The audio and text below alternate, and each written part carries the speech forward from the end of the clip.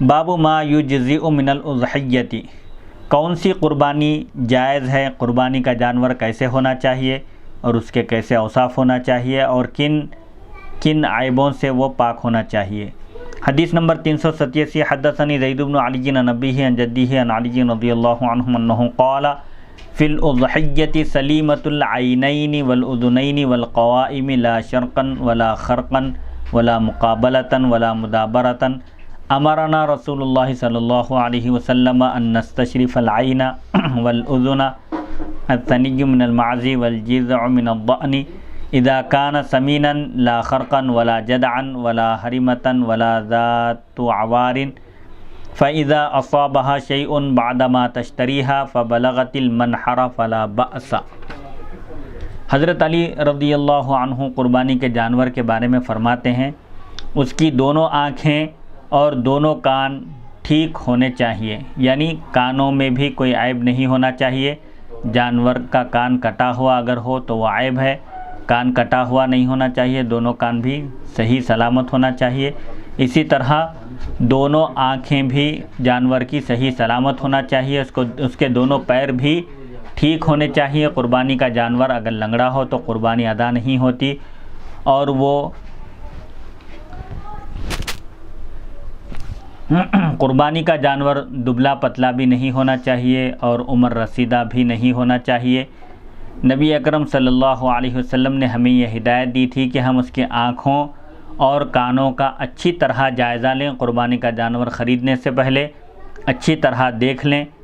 بکری وہ ہو جو دوسرے سال میں داخل ہو چکی ہو، قربانی کے جانور بکرا، بکری، مینڈھا، مینڈھی، اور اسی طرح گائے ہے، اونٹ ہے، اونٹنی ہے، بیل ہے، کھلگا ہے، یہ جو جانور ہیں ان کے لیے عمریں بتائی گئی ہے کہ اگر بکرے کی قربانی دی جا رہی ہو تو بکرا کتنے سال کا ہونا چاہیے، اسی طرح اگر گائے ہو تو وہ کتنے سال کی ہونی چاہیے، اور اونٹ ہو تو وہ کتنے سال کا ہونا چاہیے قربانی کی صحت کے لیے۔ تو فرماتے ہیں بکری وہ ہے جو دوسرے سال میں داخل ہو چکی ہو، یعنی ایک سال، کم از کم بکرا ہو یا بکری 1 سال کا ہونا چاہیے۔ البتہ اگر 6 ماہ کا بکرا ہو لیکن وہ فربا موٹا تازہ ہو اور 1 سال کے بکروں کے ساتھ اگر اس کو چھوڑ دیا جائے، 1 سال کے بکروں کے مندوں میں اگر اس کو چھوڑ دیا جائے تو وہ 1 سال کا نظر آئے تب اس کی قربانی دی جا سکتی ہے۔ بکرا ہو یا بکری، مینڈھا ہو یا مینڈھی، یہ 1 سال کا ہونا ضروری ہے۔ اور بھیڑ وہ ہے جو 1 سال کی ہو چکی ہو، یعنی چاہے بکرے کی جو بھی اقسام ہوں، بکرا ہو یا بکری، مینڈھا ہو یا مینڈھی، چھیلا ہو یا چھیلی، یہ سب 1 سال کے ہونا چاہیے، جبکہ وہ موٹا تازہ ہو اور وہ جانور بوڑھا نہ ہو اور کانا نہ ہو، یعنی ایک آنکھ سے اندھا نہ ہو۔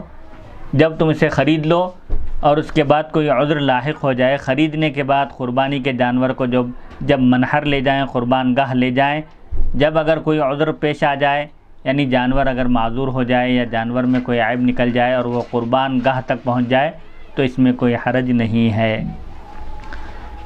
یعنی قربانی کا جانور بے عیب ہونا چاہیے، اگر اس میں کوئی عیب نکل آئے تو پھر اس کی قربانی درست نہیں ہے۔